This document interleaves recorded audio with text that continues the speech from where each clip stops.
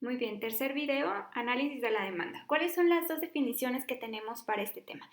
La primera es, se entiende por demanda la cantidad de bienes y servicios que el mercado requiere o solicita para buscar la satisfacción de una necesidad específica a un precio determinado. La demanda para un determinado producto representa las diferentes cantidades que se pueden comprar a distintos precios en un tiempo determinado. Entonces, la demanda en un concepto muy básico es la cantidad de bienes que el mercado requiere. Este tamaño de demanda, nosotros la vamos a cuantificar o cuando la convertimos en un dato financiero en las posibles ventas que puede tener el negocio. Ahora, ¿cómo se analiza la demanda? Bueno, el principal propósito que se persigue con este análisis es determinar y medir cuáles son las fuerzas que afectan los requerimientos del mercado con respecto a un bien o un servicio, así como determinar la posibilidad de participación del producto de nuestro proyecto en la satisfacción de la demanda. ¿Por qué?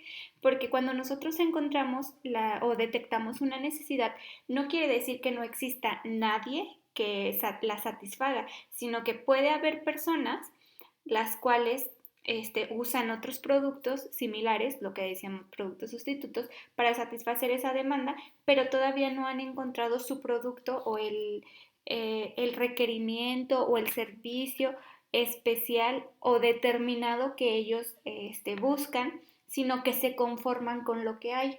Entonces, muchas veces, para un solo mercado puede haber diferente oferta, por lo tanto el nivel de demanda de cada una de esas diferentes ofertas pues puede ser para algunas mayor proporción y para otras menor proporción. Ahora, ¿de qué depende la demanda para un bien o un servicio? Bueno, pues depende del precio del bien o del servicio en cuestión. Esto quiere decir que se establece cuando el precio del bien o el servicio aumenta, la cantidad demandada disminuye. Hay personas que por al momento de elegir algún producto, pues tal vez van a comparar precios o si el nivel adquisitivo que tienen no es el adecuado o no es suficiente para poder comprar cierto producto sin tener que sacrificar otro más, tal vez tienen otras necesidades más básicas que cubrir y probablemente el producto al incrementarse el precio, el otro producto que también requieren, pues ya no sea tan importante comprarlo. Muchas veces, bueno, la mayoría de las personas sí revisan o sí analizan muy bien este, el, el tipo de precio o el nivel de precio que se maneja. Obviamente esto va de la mano con el ingreso de los consumidores. Al aumentar los ingresos de los consumidores, la cantidad demandada aumenta y si disminuye, el ingreso se reduce. Entonces, ¿qué quiere decir esto? Si nuestro nivel de ingreso como consumidor se ve aumentado, pues podemos tal vez demandar mayor volumen de cierto producto o de cierto servicio y si también nuestro ingreso se reduce, pues la demanda sobre ese bien también se va a reducir. Para los efectos del análisis existen varios tipos de demanda. Perdón por esto que estoy haciendo. Déjenme lo elimino. Se pueden clasificar como sigue. Bueno, existe demanda insatisfecha. ¿Qué es la demanda insatisfecha? Es en la que lo producido u ofrecido no alcanza a cubrir los requerimientos del mercado. ¿Qué quiere decir? Si lo vemos como no sé, un pastel completo o una gráfica de pastel, todo ese tamaño del pastel es el tamaño del mercado y puede haber algunos entes que cubran cierta superficie del pastel y otra queda sin cubrir. Eso quiere decir que existe una demanda insatisfecha. Cuando existe una demanda insatisfecha es cuando nosotros detectamos necesidades. Lo que ustedes hayan detectado en su análisis situacional es demanda insatisfecha. Eso quiere decir que hay personas que aún no cubren esa necesidad. Aún existiendo muchas opciones en el mercado, hay personas que aún no logran cubrirla. Ahora, después de, o contrario a la demanda insatisfecha, tenemos la demanda satisfecha. Esta quiere decir que lo ofrecido al mercado es exactamente lo que requiere. Y aquí lo llamamos como un mercado o un escenario de demanda-oferta perfecto, en donde lo que ofrecemos es lo demandado. Por lo tanto, no hay un excedente y no hay un faltante. El balance oferta-demanda del mercado se encuentra en iguales condiciones. Esto casi nunca pasa o es muy difícil que pase. Por lo tanto, cuando tenemos esta demanda satisfecha, la podemos dividir en dos. Como les decía, este escenario es muy poco probable que pase. Los textos de mercadotecnia dividen a esta demanda satisfecha en dos. La satisfecha saturada es la que ya no puede soportar una mayor cantidad del bien o del servicio en el mercado, pues se está usando plenamente y es muy difícil encontrar esta situación en un mercado real. Y existe otra división de la demanda satisfecha que se conoce como satisfecha no saturada, que es la que se encuentra aparentemente satisfecha, pero se puede hacer crecer mediante el uso de herramientas de mercadotecnia como las ofertas o la publicidad. Eso quiere decir que se puede ver que aparentemente el mercado está cubierto, pero si yo le pongo una cierta variable a mi producto o diseño una muy buena estrategia de mercadotecnia, puedo hacer o puedo incrementar la demanda de mi producto, aunque haya personas que digan que no lo necesiten, pues probablemente les llame la atención por otro tipo de variables. Igual esta sí se puede dar más o se da más a menudo que la satisfecha saturada. Ahora, en relación con su necesidad se encuentran dos tipos. La primera es la demanda de bienes social y nacionalmente necesarios. Son los que la sociedad requiere para su desarrollo. Están relacionados con la alimentación, el vestido, la vivienda y otros rubros. La demanda de bienes necesarios, no necesarios o de gusto. Aquí lo podemos llamar como el consumo suntuario, como la adquisición de perfumes, ropa fina y otros bienes de este tipo. La compra se realiza con la intención de satisfacer un gusto y no una necesidad. Acá del lado izquierdo encontramos las que son como básicas, las que estaban en la base de la pirámide de Maslow, en la base o una más arriba, que son aquellas, las básicas, la de seguridad, pero acá es más bien comprarlas por gusto o porque te llama la atención la marca o porque dentro de tu estatus está mucho mejor comprar una camisa o un perfume o tener un carro de lujo a comprar otro tipo de productos que te pueden satisfacer la misma necesidad. Lo haces más, como dice, por gusto y no por necesidad. Entonces, para los dos, para cualquiera de los dos, hay mercado. Ahora, en relación con su temporalidad se reconocen dos tipos. La primera es la demanda continua, que es la que permanece durante largos periodos, normalmente en crecimiento, como ocurre con los alimentos, cuyo consumo irá en aumento mientras crezca la población. Como el alimento es un tipo de necesidad básica, lo necesitamos día con día, 3 veces al día o más veces al día. Entonces, eso es continuo, nunca va a parar ese tipo de demanda. Va a aumentar según cómo aumente el nivel de la población. Y existe otro tipo de demanda cíclica o estacional. Esta está relacionada con ciertos periodos del año, se puede dar por circunstancias climatológicas o comerciales, como por ejemplo, en la época navideña, pues aumenta la venta de juguetes, de cualquier tipo de obsequio que podamos dar a nuestra familia, a nuestros amigos. Por ejemplo, en la época de regreso a clases, pues aumenta todo lo que tiene que ver con uniformes, zapatos, artículos de papelería. En la época de lluvia, pues no sé, paraguas, impermeables. ¿Qué más puede incrementarse? Las botas de lluvia, cualquier tipo de accesorios o de servicios, tal vez servicios de impermeabilización, en donde según el clima o cualquier circunstancia pueda ayudar a que la demanda de cierto producto o servicio aumente. nos da aquí los empleadores de aire en tiempo de calor, etcétera. Entonces, la demanda cíclica o estacional financieramente me habla de productos en los cuales sus picos de venta en ciertos meses del año se incrementen y en otros disminuyen. Lo que hay que hacer para este tipo de negocios es determinar una planeación financiera que me cubra todos los meses malos. Por ejemplo, en los meses de abundancia, administrar muy bien ese flujo neto de efectivo para que los meses en los cuales no tengo un ingreso tan elevado, pues pueda seguir contando con capital de trabajo para hacer frente a mis obligaciones. O algunas empresas lo que hacen es ciertos meses del año vendo o produzco un tipo de producto y otro mes lo cambio, pero para que mis ingresos se vean continuos. Eso ya depende del giro de la empresa y del tipo de inversión que tenga. Ahora, de acuerdo con su destino se reconocen dos tipos.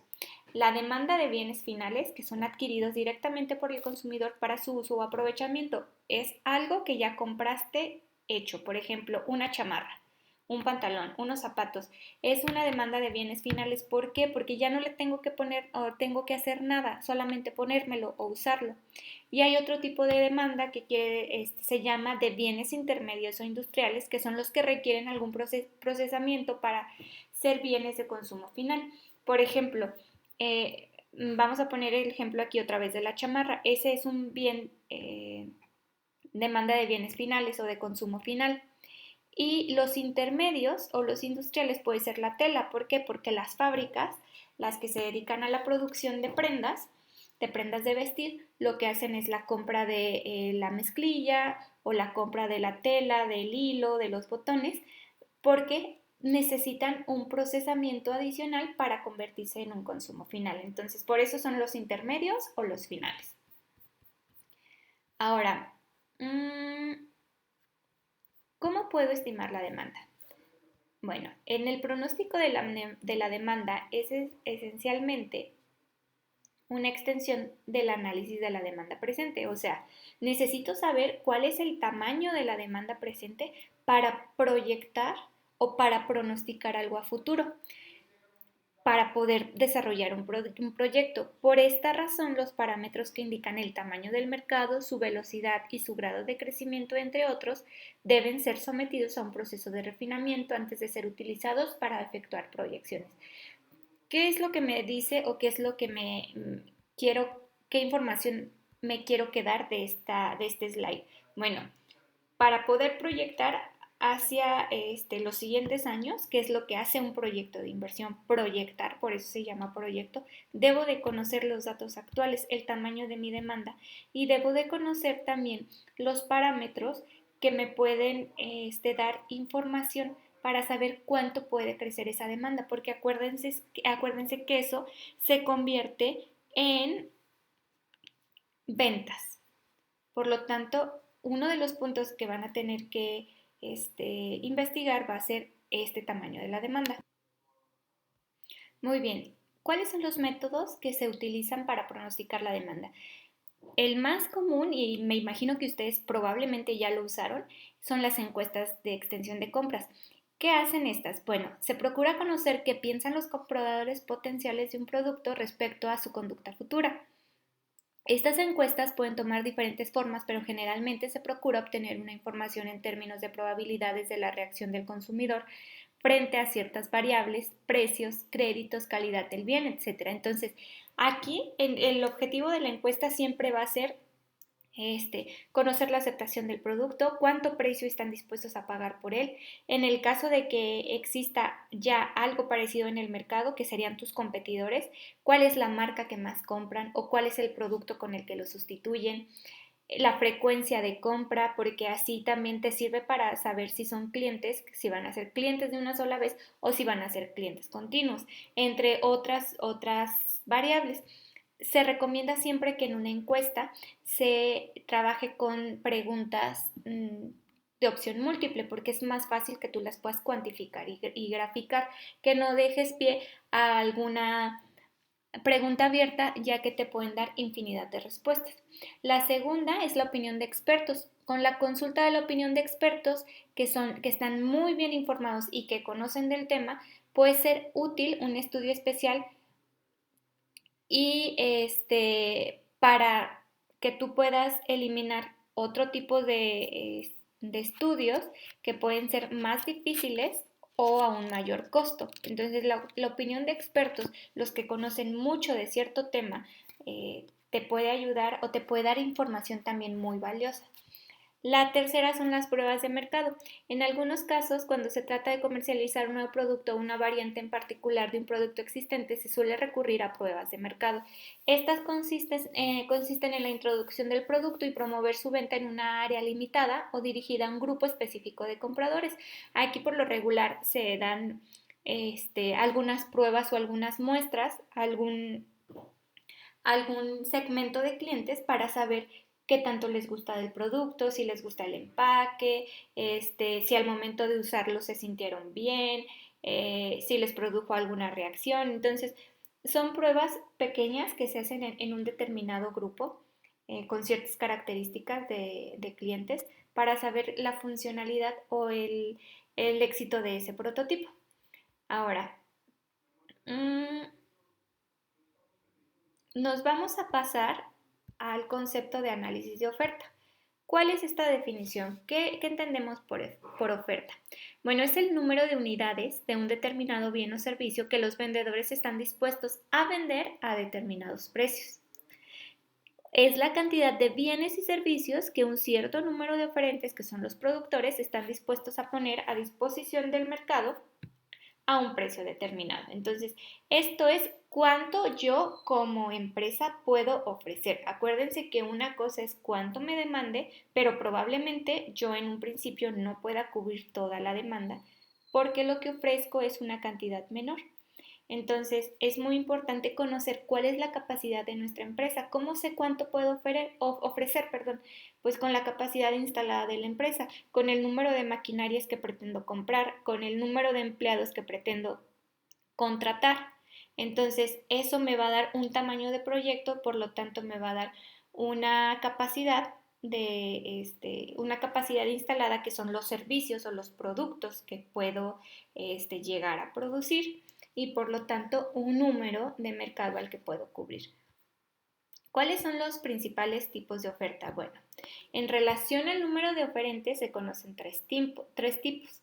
La oferta competitiva o de mercado libre es en la que los productores se encuentran en circunstancias de libre competencia, sobre todo debido a que son tal cantidad de productores del mismo artículo que la participación en el mercado está determinada por la calidad, el precio y el servicio que ofrecen al consumidor. También se caracteriza porque generalmente ningún productor domina el mercado. Esta se supone que es el tipo de oferta que debe de existir siempre.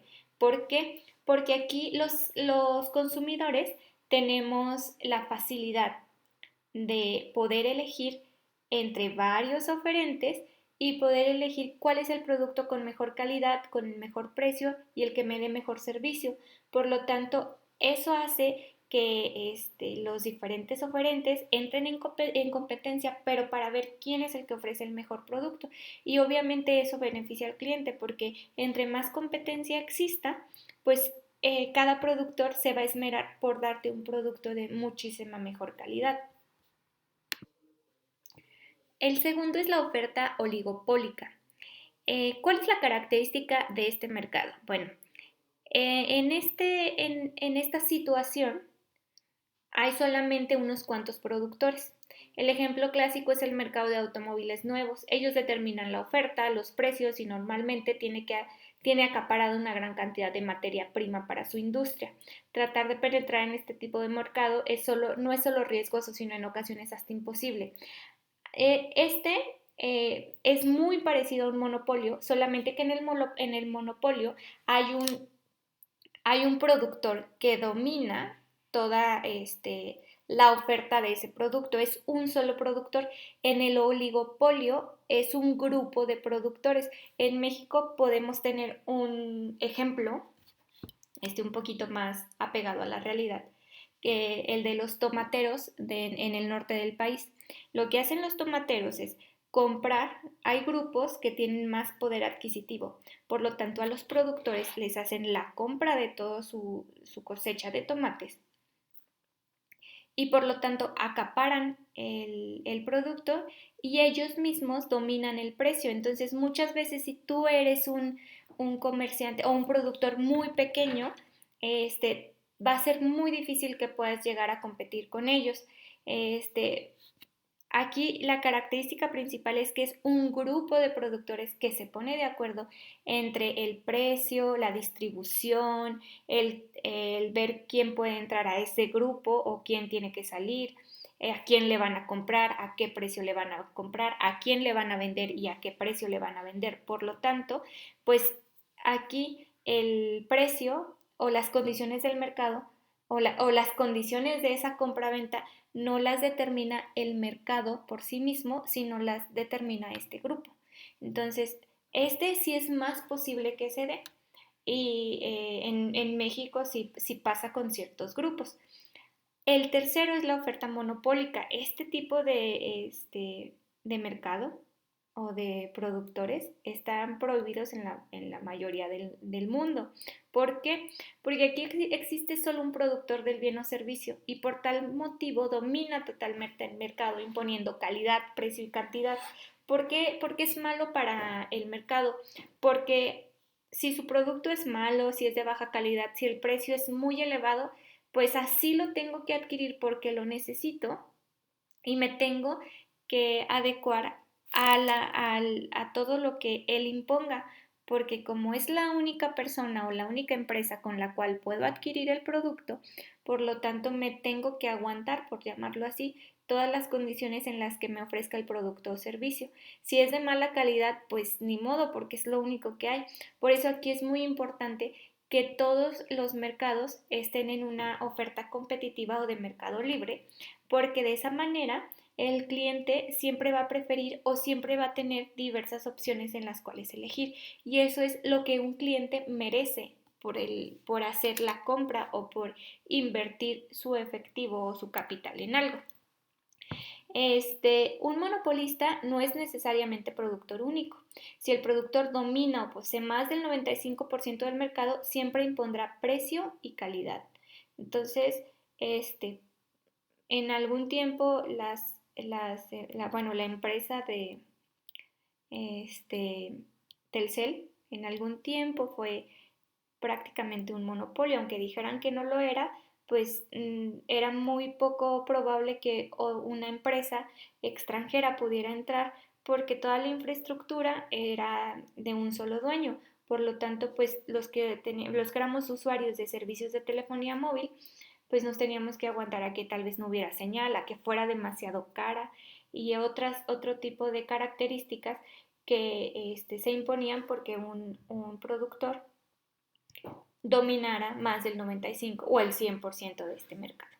Entonces, en la actualidad, pues ya tenemos otro tipo de empresas con las cuales tal vez no tengan la misma cobertura, te den otro tipo de beneficios por tal vez por la problemática, no sé, por poner un ejemplo, lo de telefonía, hay empresas que no tienen cobertura en todo el país o que tienes problemas de conexión o otro tipo de problemáticas que tal vez se compensan con el precio, pero de alguna manera el cliente ya tiene una variedad de empresas en las cuales elegir y comparar qué es lo que necesita y por qué elegiría entre una y otra. Entonces, de hecho, de eso se trata, de elegir, de comparar y que las empresas se esfuercen por entregarte algo de calidad.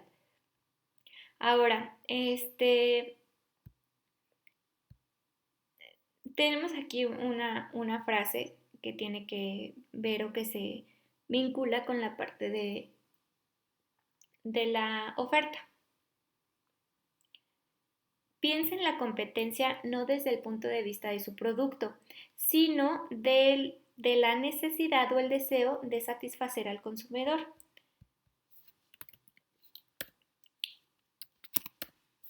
Bueno, desde aquí vamos a encontrar, y como lo habíamos visto en el tema de subproducto y producto sustituto, vamos a tener competencia directa y competencia indirecta.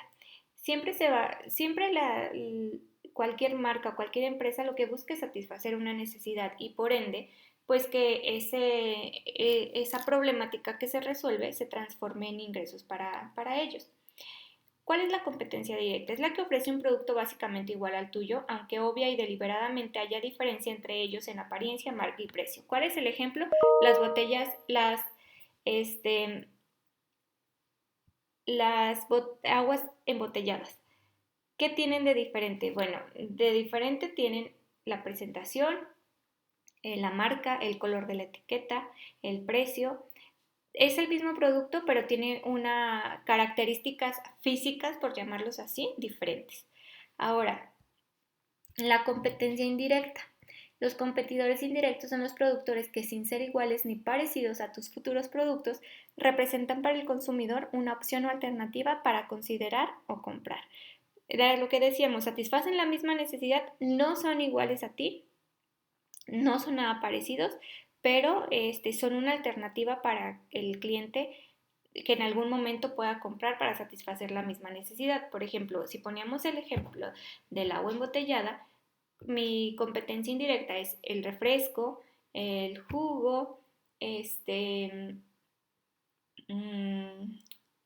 el agua mineral, son diferentes, tienen diferentes características, pero son una alternativa de consumo. Ahora, ¿cómo puedo analizar la oferta? Bueno, es necesario conocer los factores cuantitativos y cualitativos que influyen en la oferta. En esencia, se sigue el mismo procedimiento que en la investigación de la demanda. Necesitamos recabar datos de fuentes primarias y secundarias. Respecto a las fuentes secundarias externas, se tendrá que realizar un ajuste de puntos con alguna de las técnicas antes descritas. Bueno, estas técnicas todavía no lo vemos, va a ser una actividad adicional después de esto, para la siguiente semana. Habrá datos muy importantes que no aparecerán en las fuentes secundarias y por tanto se deberán investigar. Por ejemplo, el número de productores, su localización, la capacidad instalada y utilizada, la calidad y el precio de sus productos, sus planes de expansión, la inversión fija y el número de trabajadores. Obviamente, esta información puede ser de carácter muy confidencial y que no encontremos tan fácilmente, pero conocer al menos cuáles son sus planes de expansión o cuál es su número o su capacidad instalada, pues nos puede servir para saber cuánto acaparan del mercado. Ahora, con esto, al analizar la oferta y analizar los competidores, pues hay un factor muy importante que tiene que ver con la decisión que puede llegar a tener el cliente entre un producto y otro. Es el precio. ¿Qué es el precio? Bueno, es la cantidad monetaria que los productores están dispuestos a vender y los consumidores a comprar para un determinado bien o servicio, cuando la oferta y la demanda están en equilibrio. Entonces, cuando encuentro el producto ideal o el de las características que yo necesito, tengo, anteriormente, cuando se hacía como el trueque, lo que hacían los productores con los consumidores era intercambiar algún tipo de producto con el que ellos sintieran que lo que ofrecían compensaba el producto que estaban recibiendo. Si era un intercambio, si se estaban intercambiando tal vez carne por semillas, pues que el monto o el volumen de la cantidad de semillas que tú le ibas a dar cubriera el valor que se creía que pudiera tener la carne. Ahora, ¿qué pasa aquí? Bueno, nosotros pagamos algo que creemos justo según la calidad, las características del producto o el tipo de necesidad que va a satisfacer. Entonces, cuando tenemos cuando existe un precio, cuando se llega a un precio en el cual tanto el demandante como el oferente están en mismas circunstancias y están de acuerdo en pagar y recibir tal cantidad monetaria, pues también los vamos a segmentar o a dividir en diferentes tipos de precios. El primero es el internacional y es el que se usa para artículos de importación, porque acuérdense que en un mercado globalizado ya las transacciones no se hacen solamente dentro del país, sino a través o entre otros países. Este tipo de precio está normalmente cotizado en dólares americanos. Existe otro que se conoce como regional externo, que es el precio vigente en solo una parte de un continente. Por ejemplo, en América, pues una región puede ser Centroamérica, en Europa puede ser Europa Occidental. Se rige para llegar a acuerdos de intercambio económico hechos solo entre estos países y el precio cambia si sale de esa región. Hay acuerdos comerciales como nosotros que tenemos eh, ciertos acuerdos con Canadá y con Estados Unidos para vender y comprar productos, entonces por lo regular hay ese tipo de precio, pues puede llevar en algunas veces una ventaja para esos países o un precio diferente o preferencial para esos países, y si salen de ese territorio, pues el precio podría llegar a cambiar. Hay otro que se llama local, que es el precio vigente en una población o poblaciones pequeñas y cercanas. Fuera de esa localidad el precio cambia. Es algo así como el regional externo, pero ubicado ya de manera más nacional y entre superficies un poco más pequeñas y más cercanas. Y existen los nacionales, que es el precio vigente en todo el país y que normalmente lo tienen productores con control oficial de precios o artículos industriales muy especializados, que ya se rigen de que de cierto precio no se puede exceder o no se puede bajar tanto. Ahora, ¿cómo es la fijación del precio? Bueno, el precio que se decida para un proyecto no solo será función de lo que haga la competencia al respecto, sino también de los costos y de lo que están dispuestos a pagar los consumidores. Es muy importante que antes de fijar un precio, costeemos el producto o el servicio, porque de ahí va a dependerá cuál será el diferencial o la utilidad que queremos ganar de la venta de este producto. Y aparte, también tenemos que hacer un comparativo de nuestra competencia, en cuanto está ofreciendo la competencia un producto similar, para que así no entremos un poco más en competencia o que nuestros precios al menos estén en el mismo nivel que el que manejan otras marcas. Y también conocer cuánto está dispuesto a pagar los consumidores, porque probablemente al costear algo, al manejar un margen de utilidad buscada o de utilidad que queremos ganar o llegar a ganar, pues probablemente sea un precio muy elevado para los consumidores. Entonces, tiene que haber un cierto nivel de aceptación entre el precio por parte de los consumidores, un nivel de competencia o un mismo nivel de precio entre nuestros competidores, y que también se cubran los costos y los gastos del proyecto.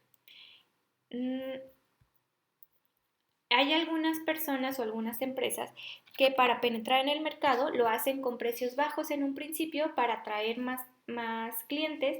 Una vez que se conoce el producto, los incrementan y es una cierta estrategia de mercadotecnia.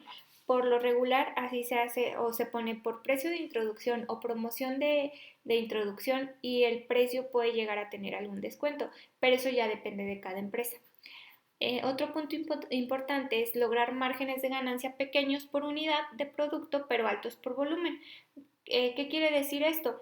Que tal vez si yo vendo por volumen, si vendo demasiado de un producto a una empresa o a una persona, buscar tener o ganar más, porque muchas veces cuando produzco a gran volumen mis costos bajan, entonces buscar más, lograr márgenes por volumen que pequeños por unidad, que siempre sea mejor que venda en mayores cantidades que lograr ventas pequeñas. ¿Cómo defino el precio? Bueno, es necesario definirlo conociendo la cantidad de dinero que el cliente necesita pagar para adquirir el precio o el servicio ofrecido en la venta. Hay que tener muy bien definida el costo de la materia prima, los intereses que se pagan por el uso de capital, porque aquí es no solamente cubrir el costo del producto, sino también poco a poco ir generando o recuperando la inversión, y en el caso de que la inversión haya sido financiada, también pagar los intereses de ese financiamiento. Hay que pagar los sueldos y salarios que son otorgados por la empresa, los dividendos, los impuestos y los pagos y los gastos de publicidad o de venta. Entonces, para definir un precio hay que considerar todos estos gastos, porque el proyecto me va a generar una rentabilidad cuando se cubran todos los egresos y aparte obtenga un excedente o una utilidad adicional. Muy bien, ya casi acabamos, ¿eh? ¿Cuáles son los factores que influyen en la determinación de los precios? Comprar mercancías que los clientes quieren, no la que ellos prefieren. Aquí se refiere en no la que ellos prefieren, se refiere a la empresa, porque como les decía en los otros videos, muchas veces nos dejamos llevar por lo que a nosotros de manera personal nos gusta o lo que preferimos que creemos que el mercado va a comprar, pero hay que conocer muy bien al cliente para saber qué es lo que quiere, porque eso es por lo que va a pagar. Adquirir la mercancía en el momento oportuno, antes de que se inicie la aceptación por el cliente, porque cuando un producto se vuelve algo de moda, obviamente los precios van a incrementarse. Nosotros como empresa tenemos que buscar o tenemos que analizar cuál sería la tendencia o lo que demandaría el mercado para que lo compremos antes a un buen precio o a un costo atractivo para nosotros, para que al momento de darlo a conocer a nuestro mercado objetivo, ya ellos estén dispuestos a pagar un precio más elevado y por ende mi utilidad sea mayor.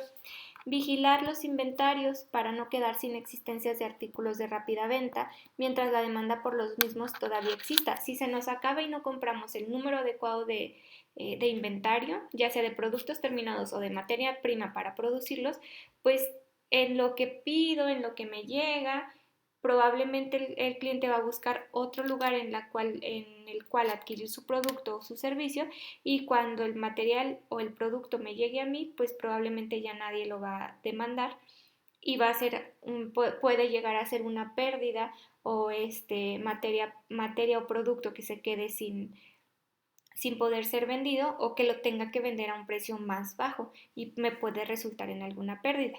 Planear actividades de venta al detalle que produzcan utilidades. También tiene que ver mucho el tipo de tienda, porque hay tiendas que se dedican o que su publicidad hace mucho hincapié en que sus precios son bajos. Entonces, no es lo mismo este tipo de tiendas a otras que están ubicadas en alguna plaza o en algún área de la ciudad en donde pues tal vez los precios son más elevados. Entonces hay que saber muy bien el tipo de tienda que vamos a tener o a la cual vamos a proveer para saber también el tipo de precio que se va a manejar. Las condiciones de venta. Una tienda que está obligada a cerrar venderá con precios más bajos que los de la tienda de descuentos para acabar con las existencias en corto plazo. Aquí también no sé si ustedes han visto, por fin de temporada o porque va a cerrar una tienda, rematan su producto y muchas veces tal vez al dueño de la tienda o de la empresa esto le incurra en alguna pérdida de utilidad. Por lo tanto, aquí también pues depende de muchísimas condiciones del mercado, pero pues tal vez si lo hacemos como estrategia de mercadotecnia y no estamos eh, perdiendo algún margen de utilidad importante, pues puede ser una buena campaña o una buena estrategia de mercadotecnia, porque puede atraer a muchos clientes. Pero si lo hacemos por otras circunstancias donde de verdad, si lo hacemos ya para acabar con la mercancía porque vamos a cerrar la tienda, probablemente sí se ve afectada la utilidad o el margen que pudo haber obtenido de esos productos en otro tipo de circunstancias. Mm, Ahora los canales de distribución. Este, los canales de distribución es cómo hacemos llegar el producto a nuestro cliente. ¿Cuál es su finalidad? Es tender un puente entre el fabricante y el usuario del mismo, ya sea que las partes se localicen en la misma comunidad o en diferentes países a miles de kilómetros uno del otro. O sea, puede ser algo muy cercano o puede ser algo más lejano, pero la finalidad es que el cliente obtenga su producto, que ese producto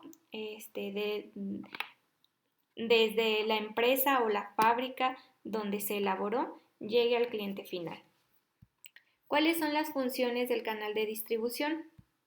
Bueno, es realizar la transferencia de mercancías del productor consumidor y estas transferencias necesitan ser ejecutadas en un determinado número de actividades.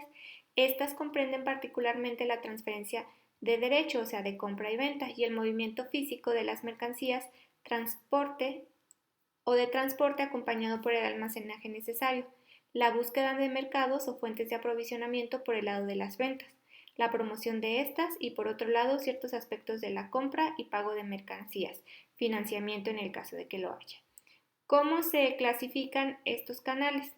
Bueno, estos canales, lo que decía el slide anterior era, las funciones del canal de distribución es, si en algún momento también necesito tener la mercancía en un cierto aprovisionamiento o en un lugar provisional, en algún almacén, hay algunas opciones de almacenaje temporal o que son unas cajas grandes en donde tú puedes poner tu mercancía o ciertas cosas que quieras guardar por un periodo de tiempo corto. Todas esas actividades que hay en nuestro canal de distribución tienen que ser consideradas porque hay que asumir si en algún momento hay pérdidas, si en algún momento hay merma del producto, que el producto al estar almacenado se descomponga en el caso de que sea alimentos o otro tipo de circunstancias que el productor o el proveedor que te está dando la distribución del producto pues tiene que considerar para que no incurras en más gastos o para que no se pierda la mercancía. Los canales se clasifican en 4, los productores, los mayoristas, los minoristas y el consumidor. Estos canales cumplen varias funciones bien definidas. En primer lugar, normalizan las decisiones, lo cual se traduce en costos de distribución más bajos. En segundo lugar, sirven de medio de financiamiento del proceso, consistente en desplazar los artículos desde el fabricante hasta el consumidor. Entonces, aquí puede haber 4, o sea, los principales pueden ser estos 4, productor, mayoristas, minoristas y consumidores. Hay ciertos modelos de negocio en el que puede haber diferentes mayoristas, diferentes minoristas, o sea que haya muchísimas personas o una pirámide por la cual va pasando el producto hasta que llegue a su consumidor final. Pero clasificándolo como canales, estos son los 4 principales. Y con esto terminaríamos la parte teórica de estudio de mercado. Les envío sus actividades para realizar en esta semana y que las puedan subir, ya saben, a más tardar el 15 de septiembre a las 23:59.